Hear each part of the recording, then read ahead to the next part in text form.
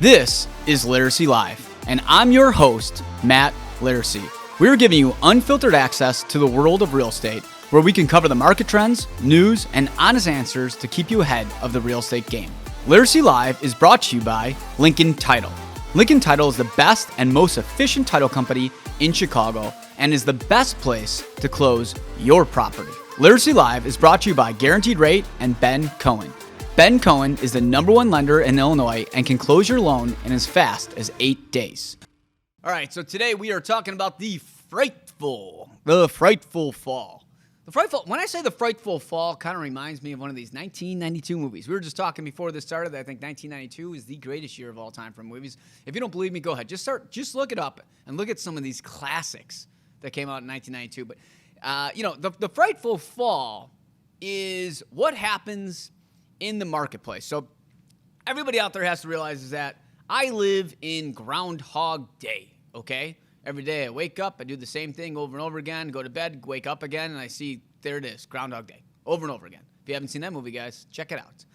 Essentially what happens is that the market is broken down in 4 quadrants. So I look at the market, look at it 4 quadrants. I break it down, and I look at the quadrants, and I try to anticipate, what's going to happen in each one of those quadrants. And if you wonder what's my biggest secret to success, minus working and, having a great staff and a million other things, it's understanding the marketplace. It's understanding that there's 4 quadrants in the market. And the first quadrant's the spring wave, and inside the spring wave is prime time, which we've talked about. Second one's the summer shift, which we discussed in a couple podcasts ago. The third one is the fall market, and the fourth one's the holiday market. For the fall market, one of 2 things happens, guys. Okay, you either have a fall push, and what that means is that, people come back from holiday, they've been kind of like out there partying, living on their buddy's boat for a couple months, out in Europe, doing a safari in Africa, getting lost in South America, whatever they've been doing. And then they get back and like, it's September, there's really not much to do. The weather's like, I don't really want to do anything. I want to hunker back down. I want to get back into housing. So we see a little bit of a push in the marketplace. So I call that the fall push. Or we see a frightful fall. And a frightful fall would mean is if there's a lot of stuff that's going on that can make people a little bit more hesitant, and they get a little bit of that Chicken Little syndrome, another good movie, that makes them think that the world's going to end, okay? So I look at the fall market like Groundhog Day, just like my life, and where it states, do we see the shadow or do we not, right? And I think this year is going to be the frightful fall. Okay, why do I think it's going to be a frightful fall? Well, guys, there's this little thing happening in November. It's called the presidential election. And don't you worry. We're going to be having a whole election podcast. Maybe we'll get some American flags. I'll do the red suit with the blue tie, white shirt. Let's get crazy, right?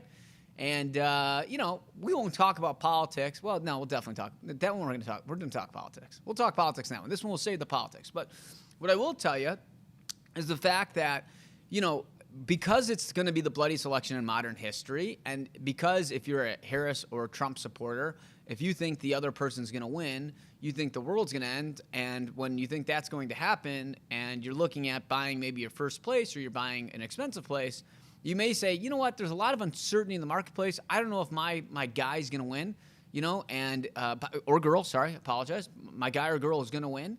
And so you may take a step back and say, I want to kind of see how these things shake out. So that's one thing I'm looking at that might make the frightful fall, right? Then we have the natural seasonality effect that we see, showings take a nosedive once Labor Day hits. So I'm like, okay, well, you got a bloodiest election in modern history. You got the natural seasonality effect, and then you got a volatile stock market, right? So a couple weeks ago we saw the stock market take like a huge crash, and it crept back and made some more back. But again, you're heading into fall. You got the bloodiest election in modern history. You got the natural seasonality effect, and you're like, hey, my portfolio took a 20% nosedive a couple weeks ago. I got it back, but things kind of seem a little bit weird. And when there's uncertainty and there's fear in the market, people don't naturally want to spend a ton of money. So we see a little bit of hesitation, which leads to what I'm dubbing the frightful fall, okay? So what is the average buyer looking like in the fall market? So I have described this previously. I'm going to describe it again.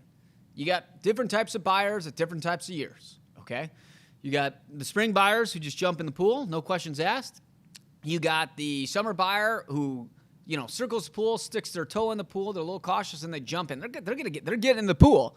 They kind of want to check it out and see how everybody else is doing before they jump in. The fall buyer comes out, gets their bathing suit on. They walk around that pool. They see everybody having fun in the pool. And then they're like, you know what?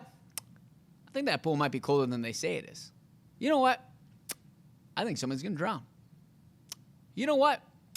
I think it's going to rain. I'm not getting in the pool. And they leave. That's a frightful fall buyer. They want to get in. They get ready to get in. They tell everybody they know. Everybody's in the pool saying, come on, let's go. Come on. Get in the pool. Come on. The water is warm. The sun is shining.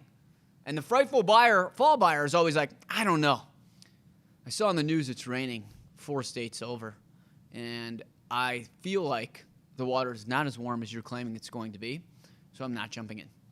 And that's what the frightful fall buyer is like. And that's what everybody can anticipate the fall buyer is going to be like, is they're going to be very hesitant. Some may jump in that pool. But a lot are going to get everything ready to jump in the pool, and then they're going to get their clothes back on. And that's it. And that's what we can anticipate for the fall buyer.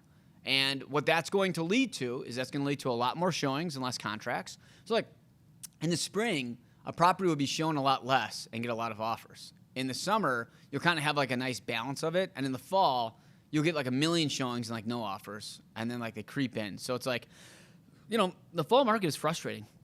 It's very frustrating. I say I hate spring sellers and I hate fall buyers. And if you're one of mine on each one of them, I'm not saying I actually hate you, so let's not be so dramatic. I'm just saying it's just aggravating, And somebody's gonna be like, does that mean you don't want to work with me? No, that's not, of course I want to work. I want to work with everybody. Okay, I'm just saying it's frustrating because I tell everybody that this is going to happen. I tell everybody in the spring season, everybody that was out there in spring that was getting outbid, and I said, if you don't like the way this market is moving, wait to the fall. But the fall buyers who wait to the fall, they finally see it. They're like, Matt, I got to tell you, you were spot on. This happened exactly as you said. But I still think it's going to get worse, so I'm going to wait till spring. And that's why I can't, because it's like I tell somebody something, they see that I'm right, and then they still wait, because now's the time to buy. If you were waiting to buy, now is the time to buy. Right now. Do not wait. Do not wait if you're a buyer. If you're going to actually buy, if you're like, I'm going to buy or I'm not going to buy, or I'm going to buy or I'm going to wait. If you're a buy and then wait till next year, do not call me up and tell me, Matt, the market's too hot. Because that's what happens with all these fall buyers. They think the market's too hot in the spring, so they wait till the fall. Then they think the market's going to crash in the fall, so then they wait till the spring again. And then the market takes off. They're like, holy cow, I can't believe these are moving so fast. And I'm like, yeah. That's because it's the spring market. You can't get spring market pricing in the fall. Fall's when you get the discount. And the other thing that drives me nuts about, the fall buying process is that the people who miss out on the opportunity to get better pricing in the fall, these buyers, they will try to buy something in February, and then they'll be like, Matt, that place just closed in November for this price. I'm like, yeah, that was November. And they're like, yeah, that was like 3 months away. I'm like, yeah, it's a totally different market. They're like, what do you mean it's 3 months ago? I'm like, yeah, that's just what happens. Let's just compare it to 2 weeks ago. Doesn't matter when you watch this or when it is. The stock market dropped 20%. 20%, Well, and some types of portfolios dropped 20%. Let's get that correct. But, there was a big buying opportunity. So if your portfolio took a 20% hit, you can't just, you cash out, you're going to lose 20%. Like, that's just how it works. Things change. Every single person that's watching this right now, I can guarantee it. I can bet my life on it that every single person right here watching this, if I gave you the opportunity to buy Apple stock in the 80s right this second and get that pricing, you'd give me your entire life savings to do it if I just gave you the return right back. Of course everybody would. Why wouldn't you? But you can't get that pricing today. It's the same thing I tell fall buyers is that this is the time to do it, but do not get scared. But I will tell you the problem with fall buyers when we talk about what fall buyers are like, they get scared. Even though they want to buy, they've been waiting all year for the opportunity. And when the opportunity comes, they get too scared to do it. And I'm not knocking you guys for this. I'm not, some people just aren't meant to buy, and some people just are like extremely overly cautious. I'm just saying if you're an actual buyer and you do want to legit buy, and you actually want to feel like you actually won a little bit as a buyer, this is going to be the best time to do it. But don't come to me in spring and be like, well, I wish I would have gotten that price. It's like, shoulda, woulda, coulda, but like I can't get it for you. And that's what a fall buyer is like. Everything I just described is what a fall buyer is like and what you can anticipate. How are showings in the fall compared to the spring? I mean, it's like night and day. So, I was got a lot of views on a post that we made where I talked about how the market's going to crash in August. And, kudos to my social media team. But we edited out some of the beginning of it that didn't give it the full context of what I'm getting at. But what I was saying is that, showings seem to crash in the fall time compared to the spring time. Okay, so I'm not saying like the prices are plummeting. Okay, so everybody that's dramatic out there, I'm not saying like prices are like 50% lower.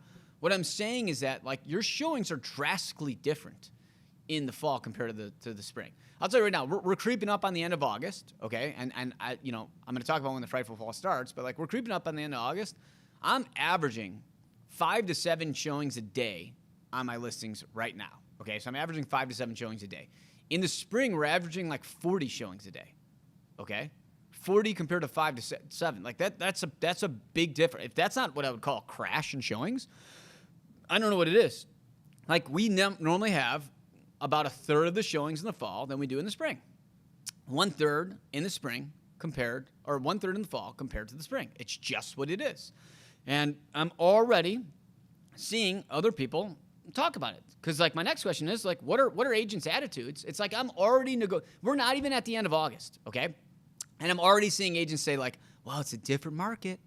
It feels different. I don't know and this is the thing I love when they say to me, they always say, well, I don't know what happened, but something's just changed, but I think it'll get better. And I'm always like, why do you think it's going to get better? Like what makes you, they're like, well, I don't know, it just dropped off. And I'm not trying to sound like a total douche, and a lot of people out there are going to be like, you hate me or whatever. It is what it is. But I'll tell you, it's like, I told everybody this would happen. I've been saying, if you listen to any of these podcasts, I tell exactly how these things go. Like, the market is so crystal clear to predict. It's almost crazy. Can something happen that make me, like, be completely wrong? Sure. But overall, the 4 quadrants remain. They will always remain for the foreseeable future. And there's going to be a little thing that'll make it a little bit better or worse. But the quadrants are the quadrants, okay? It's just the way the market works. So when agents sit there and tell me, like, it's a different market, I'm like, it's not a different market, it's fall. This is what happens in the fall. So when anybody ever, I like almost get mad with them because, like, I was negotiating a deal and this agent's like, well, it's different now. I'm like, of course it's different now. Like, well, what's that mean? I'm like, it's the fall market almost. It's the end of summer. August is always slow. Every single year, August is one of my worst months for deals pending because nobody's around. Kids are back to school. You got, your buddy's got a boat. Everybody in Chicago that's got money has got like a lake house somewhere. I don't even know what these states are called. Indiana, maybe, Wisconsin, Michigan, or I don't know. One of these states. They got like a lake around it or something. I don't know. I've never been there. I'm not cool enough. I'm not one of these people that's rich enough to be able to like take off work and get a lake house. That's not me. I'm out here Sunday at 8 o'clock on the summer. I'm working here. But everybody else is out there enjoying life. So people in August, I just feel like people in August like life more. Maybe this stems from like the European culture, right? Because I think in Europe they take like pretty much like August is just like they just don't work. They're just gone. It's just like everybody just knows Europe is August is off. And I think a lot of people with maybe European descent just like naturally have that ingrained in them in their DNA. Maybe I don't know. I just feel like people are lazier in August. And I'm not knocking people. And if people are like, you're a psycho, I am a psycho. Sociopath, whatever you want to call me. I don't know what these words are. Yeah, I'm wired different for sure. That's 100% fact. But I'm just saying is that most people take August slower, which means that we have a, lower amount of showings. And this happens every year. So when agents tell me like what, it's a different market, of course, it's always different in August. And then we hit the fall. And then the fall happens. The Frightful Fall, guys, starts right after Labor Day. Labor Day is the start of the fall market, okay? It is the start. Fall starts right then and there. And then it's always where things change. And like I said, we're heading into the Frightful Fall. Now, what are contracts? What's going to happen with contracts? I think contracts are going to plummet. I think contracts are going to be like, whew, man. And the other thing that we didn't mention to make up this Frightful Fall, we just did a podcast on it. We're going to do another podcast in a month, so I don't want to drone on too much about it, is the buyer agreements, right? The entire real estate agent process has just changed, okay? It's the biggest change since I've been alive in my history of real estate, that now buyers have to sign contracts. Now you got, bloodiest selection of modern history.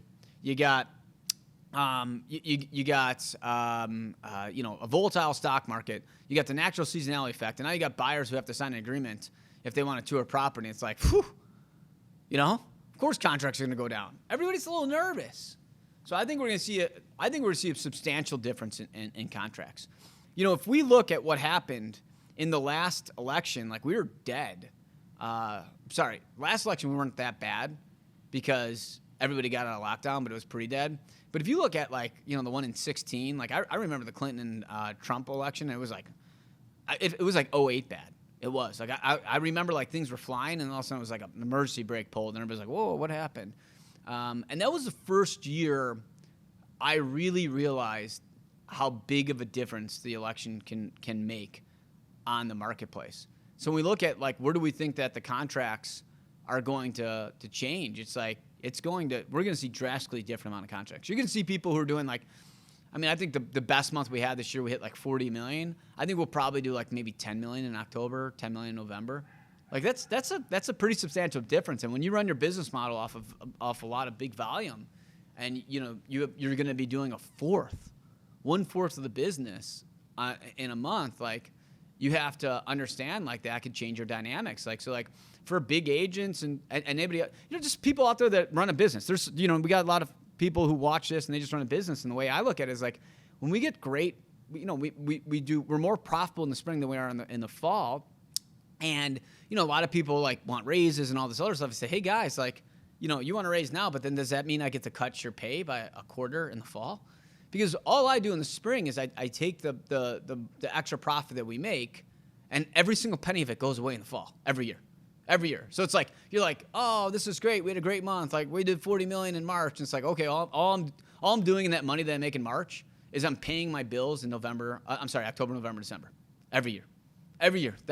And I'm smart enough about it though. I'm smart enough to understand to know that if I don't take that money and put it away in an account to pay the bills in October, November, December, I'm not joking around. I would have to sell a house or something. I would have to do something to pay a bill. Because our bills are substantial. And it costs a lot of money to have staff, to have office space, to pay your agents, to pay your media. Every single day I turn around, there's a big bill that hits my inbox. Okay? And I have to pay these bills, right? I don't know about you guys. I would love not to pay them. It'd be great, right? Who doesn't want to pay bills? But the money that you make in the spring, you need to save for the fall. So when these frightful falls hit, you have to understand, too, on a business side, for anybody watching this that's just in business, and if you have a business that's seasonal, is that's the greatest way to continue to win. And the other big thing that I do is that a lot of the profit also that I make in the spring months is I put it away to advertise more and do marketing stuff in the fall markets because I know that there's less people that have disposable income at that time than my competitors, and they're more scared, so they won't spend as much. So I save for that. So again, I plan for the Frightful Fall. So another way, just on a business aspect for the Frightful Fall, is I saved in the spring to be able to take advantage of marketing in the fall. That way I'm seeing more. That way you can see me online more. And it's all strategy. It's all part of the strategy. Now, can you negotiate more in the fall? Of course. If you are looking in the spring and you wanted to get a better deal, this is the time to do so. Okay? This is going to be the better time to do. Now, not every property, though, guys, is going to have negotiation room. There's certain sectors of the market that even in the fall are still going to be hot. So let's use a good example. You got a 2-bedroom, 2-bath in Lincoln Park. It's $500,000. There's no such thing as Frightful Fall. Now, the big difference is going to be is that place comes on at $500,000. That comes on in March. It sells for $550,000. It comes on in October. It might sell for $525,000. So, that's a pretty big difference, but you're still getting a good number. You're just not getting as good. So I'm going to have a lot of sellers say, Matt, do I list during the Frightful Fall? And what I'm going to tell a lot of people, and this is what I've told a lot of sellers, I say, yeah, I'm talking on a macro level, right? This is macro what we see. Okay, this is widespread. On a micro level, sales is a numbers game. Maybe the right person's out there been looking for your property. My best strategy for people who want to list is you go on the market. Right before Halloween, you pull it off the marketplace. You throw it in the pockets. Don't get market time. And then you go back on the market towards the end of January, take advantage of the spring wave, and you reset your market time. But I think it's worth the chance. Because, again, even though it's frightful, even though it seems a little bit scary, but I'm saying, and even though I'm talking about you'll get better pricing, you never know. Maybe you get the number you want. Like what I tell a lot of, and this is a big thing for buyers out there have to know, is like I tell a lot of my sellers, I'm like, if you want, $1 million, but the place is worth 900, but you want to see if you could get $1 million, put it up for $1 million in fall. Maybe you get it. Maybe you get lucky. If not, pull it, and then you go on in the spring at the more aggressive price and see what happens. And so buyers out there too have to know, is like a lot of sellers, I'm not the only one that says this, like, I'm not saying I'm the smartest guy in the room. I'm just saying, like, I'm just a guy that does stuff. I know a lot of people do things that I do. So just know that's a strategy a lot of people take. What about the overall price difference in the fall compared to spring? I think in some cases you see a substantial difference. Let me give you an example. September, October, November is almost impossible to sell a duplex down. Like, I'm talking September, October, November. I can tell you 5 properties, and I can have one of my sellers probably call up. Well, I can't get him on a call on now, but to discuss this. But like, I can give examples or send properties of ones that we could not give away in the fall. And I tell this to any duplex down that I meet with now, because I say, it's funny that the average person buying a duplex down is a young couple, or a young couple that is pregnant, or a young couple that just had a kid. So they're either like, just got married, want to eventually have kids, are pregnant, or have a kid. And that market is completely like non-existent all of a sudden September, October, November hits. And then it's I'm telling you guys, it is absolutely wild.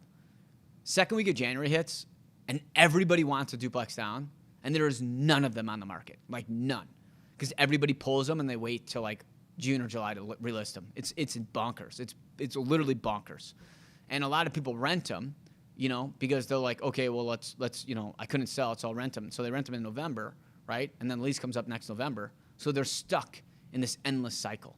So when we talk about a price difference, it's like I had an example where I couldn't sell a property for $675, and I convinced them to pull it off the market, and we came back on the market at $675, and we sold for $710, first day on the market in January. That's the difference. So I can't give you an exact price, but I can tell you is that, 1, it'll sell faster in the spring, and 2, it's like a lot of times I'll see anywhere from like $10,000 to $50,000 difference. It could be substantial sometimes. And the reason it's substantial, it's not that it's worth more. It's not. Your property doesn't go from $675 to $710 in 3 months. It's a thing called supply and demand. There's just no demand at one point, and there's a ton of demand at another point, and there's excess, and there's no supply. That's the difference that happens, and that's something to pay attention to that I watch every year. So a big thing, guys, for all my buyers, all my sellers out there, any agent that's out there watching this, is understanding the dynamics of the marketplace. I always compare myself to somebody like a Patton. I'm on the front lines. I look at the market like a war. And I strategize every year about who I'm going to move around to try to win the battle and then ultimately win the war. And again, one of the biggest reasons why my name's at the top or towards the top every year on the leaderboard is because this is what I do. I actually plan and anticipate the marketplace and try to make sure that any client that will listen to me understands that this is what you have to anticipate. Because the more you understand the marketplace, the better you can perform. Would I say it's more of a buyer's or seller's market this time? It's definitely more of a buyer. Honestly, almost every single market turns into a buyer's market. Almost every market. Another big one that you should be watching is the high-end luxury single-family home market. That above $2 million market has been very strong for the most part of the year, and now you're all of a sudden starting to see those things kind of fall. You're starting to see a really big shift in the marketplace there. So, I think the only things that are going to be untouchable is like, I don't sell in the suburbs, at least not currently, but guys on my team do. And I will tell you is that, the lower end suburb markets can be unaffected, and the entry level market in the outskirts is going to be unaffected. But the rest of the market is going to be a buyer's market. Everything else will be a buyer's market, and that's what you can anticipate. Knowing that this is a frightful fall, where do I anticipate the holiday market's going to go? Because that's the fourth quadrant. What do I think holiday season. I look at holiday season from Halloween to the end of the year. I'm going to tell you guys, and of course, we will do a podcast about the holiday market. Maybe we'll wear a Santa hat. What do you think? Santa hat in there? We'll get Joe the Jet to dress up as like an elf. Mickey is maybe let's get this characterized. But yeah, we'll get a little helper in here. But here's what I think is going to happen for the holiday market is that after the election, so I think it'll be like a delayed. But I think once the election's over with, I think the stock market's going to start performing well. They've been talking about a lot of rate cuts, so I think rates are going to drop, and I think that we're going to see a much more active Thanksgiving till end of the year than we normally see. I think you're going to see a lot of people feel a little bit more comfortable with what even if you're the person that you wanted to win loses, people are just, I don't know, it's just like, I compare it to like a view, right? Everybody's so scared of when a building's going to go up, and they're like, oh, it's going to ruin my view. And then the building's up, and then people are like, yeah, it is what it is. Like you didn't know what it looked like before, so it doesn't matter now. Like people just, they buy it. And I'm like, yeah, this place, I couldn't give this place away before the building was built because everybody knew a building was going up, and then the building went up, and like nobody cares now.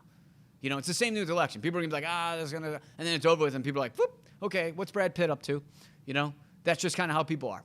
So we're going to get through that, and then people are going to be like, okay, rates are low, my lease is up in March, I'm nervous for how hot the spring market's going to be, so I'm going to get wrong. I think this can be the best holiday market we've seen since 22. That's going to be my anticipation. So, I think everybody should watch for Frightful Fall. I'm not saying the world's ending. I'm not saying that, prices are going to take a 30% hit. I'm just saying that the market's going to be much different than the spring market. And when you compare that to that, that's where things get a little bit frightful. Thanks for listening to Laricy Live.